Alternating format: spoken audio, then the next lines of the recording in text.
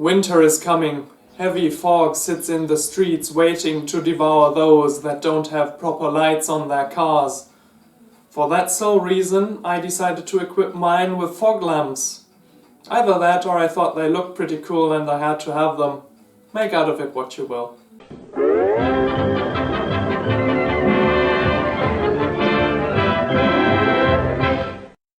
So those of you that follow the channel more frequently will know that the technical side of this car is almost finished. That's where I decided I wanted to take a stroll into the gimmicks department.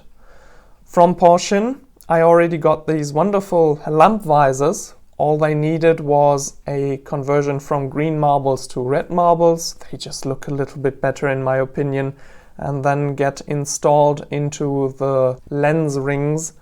I also acquired an illuminated D sign, which is a relic from bygone times where you needed to state the country that your car was from in Europe, and all it needed was a holder, which I just cobbled together from sheet metal I had lying about.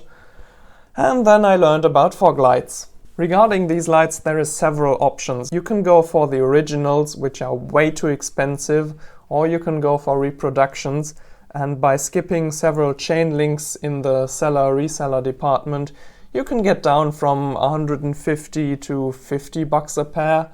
And that's what these things are worth, not a penny more, because they needed quite a bit of attention to bring them to an acceptable quality standard, like for example deburring all the castings, cleaning up the electricals, converting from 12 volts to 6 volts obviously,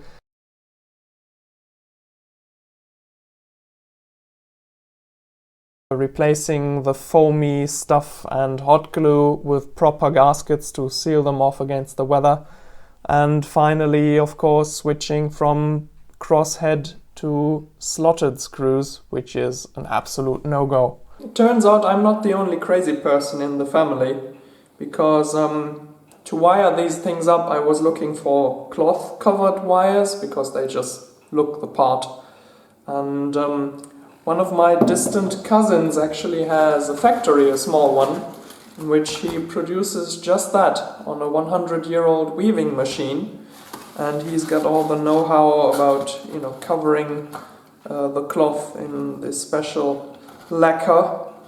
He's got two looks and straight up gave these to me, so the least I can do is giving a little bit of promotion to him. Yeah, one of them is the patina look. You can see it's a little bit more matte. This one is a little bit more glossy. And you can go ahead with a knife and score the surface of this stuff and basically copy the look of 90-year-old wiring with a fresh core. I'm going to be opting for the new look, and I think it's going to cooperate just fine with the fog lights. To fix the cables to the car, I'm going to use this stuff. This is not any old thread, this is wax impregnated. My granddad used to work at a phone company, and this was used to insulate cables that were running below the ground. So I suppose it is easily able to withstand rain and dirt and whatnot, and yeah, it's period correct as well, I presume.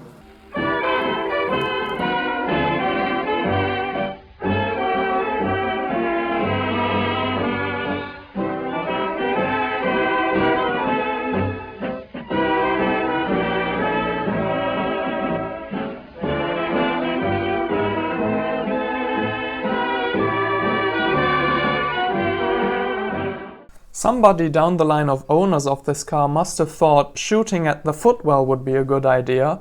Well, I took that hole to my advantage and mounted a foot switch for the fog lights. It's the most beautiful thing I've ever seen in my life! Well, now we can start thinking about mounting the fog lamps to the car. To realize my project, there is good news and bad news. The bad news is that the standard way of mounting fog lamps to the Model A using the bumper struts doesn't apply in my case.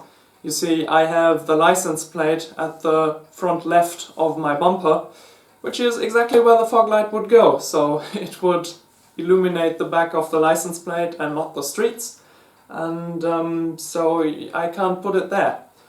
The good news is that my car has the 28-29 style bumper struts, which are straight for a good part before they curve outwards, and that's the perfect place to mount a bar to then bolt the fog lights onto. After a quick SketchUp and checking what is legal, I went into CAD to find a design which suited the car nicely. CAD drawings are great and all that, but in order to make them real life, I not only made a drawing with all the dimensions needed, but also a wooden stick with 2 notches cut into here, which will fit exactly onto the bumper struts on my car. And in order to be able to compare what's going to be bent to how it should look like, I made this sketch on a piece of cardboard, which should hold up great against red hot metal. Now I only need someone with a forge. Now who could that be? I'm doing a little bit of cleanup, and I decided that all these boxes and some others will go to the recycling parks. I'm tired of having all this junk in my feet here. Right, put it right here.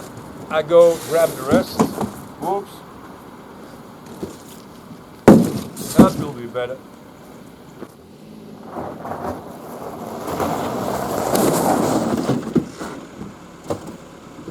Michel, What the? I need your help! Hey Adrian! Hey, how are you doing? What a surprise! What can I do for you? And so we set about making the part. Now my idea was to start in the middle and then work both sides from one piece, but Michel said it would be much simpler to cut the thing in half, make each half side individually to be able to lay them on top of each other and compare them, and then weld things together with the perfect distance set on the bench. That's a lot easier, looks the same way, so here we go.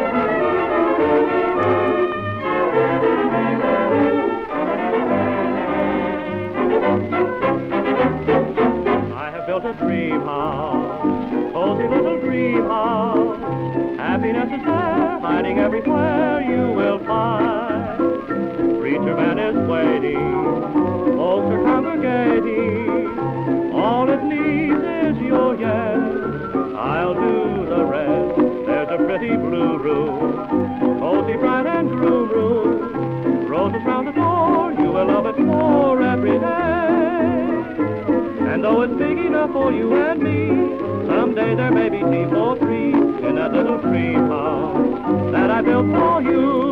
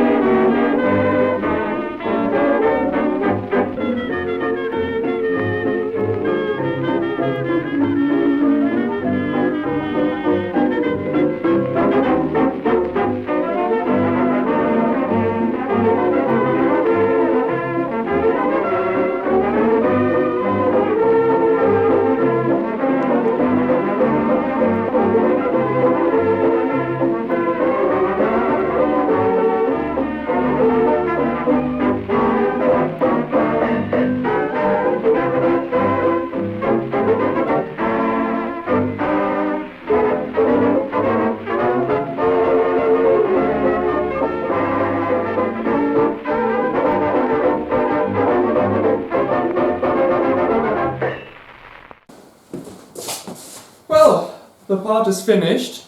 Thanks to Michel from the channel Rustinox. That's me. And if you want to see more tinkering and workshop projects, like building a small model shaper, that's all happening on his channel. Links down below in the description. And well, thank you very much. No problem. I then went all the way back home to install the thing. Yes, I could have taken the Model A, but the day only has so many hours.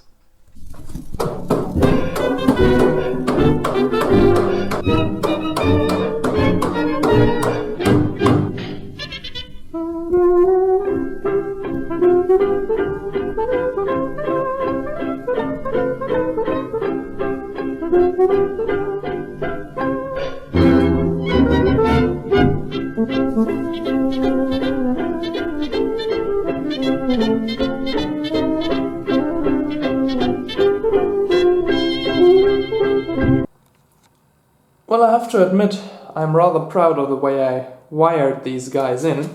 You can see the wire going out of the lamp in the back there. And it's going underneath the rail, joining up with this lamp, follows the bend, and then goes into the gap with the clamping iron, which of course we left there on purpose, just to guide the cable through.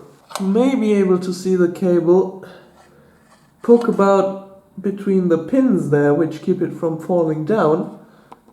It then vanishes through a hole in the frame, which just so happens to be this hole there. Gets guided along here, and you may be able to see that remnants of blue cord. That's where it joins up to the switch.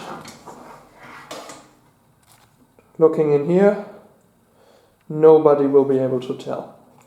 So, if my calculations are correct, I should now be able to switch on the battery. And now when I press the foot switch, it's either going to explode or there's going to be yellow light. Well, it didn't explode.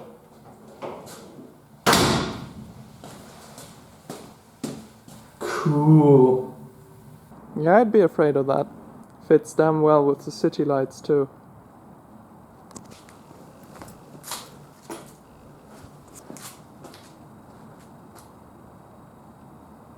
Yeah, I like it. Okay, and for those of you that think now that the bar is there, there's no way to crank start the engine anymore, ha, нет проблем.